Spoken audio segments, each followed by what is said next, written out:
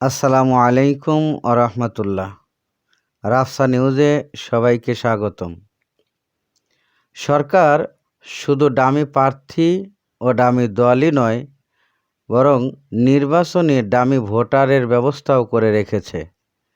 এই মন্তব্য করেছেন বিএনপির স্থায়ী কমিটির সদস্য ডক্টর আব্দুল মঈন খান।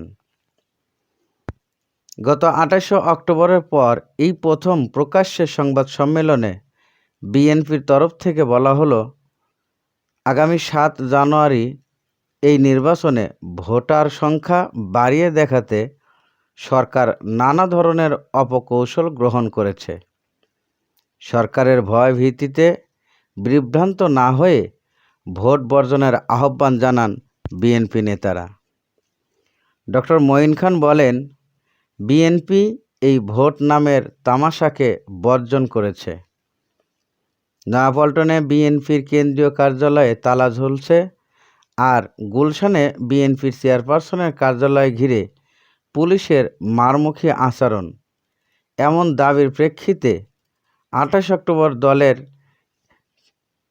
মহাসমাবেশের পর থেকে এই প্রথম প্রকাশ্য সংবাদ সম্মেলন করে দলটি। ৭ জানুয়ারি নির্বাচন ঘিরে স্থায়ী কমিটির বৈঠকে সিদ্ধান্ত জানাতেই ডক্টর আব্দুল মঈন খান গুলশান তার নিজের বাসভবনে এই সংবাদ সম্মেলনের আয়োজন করেন। ডক্টর মঈন খান বলেন, এই আওয়ামী লীগ পুরো জাতিকে আজ ধ্বংসের মুখে ফেলে দিয়েছে।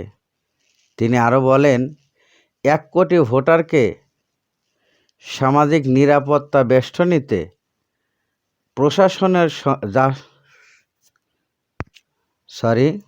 প্রশাসনের সহযোগিতায় চাপ দেওয়া হচ্ছে।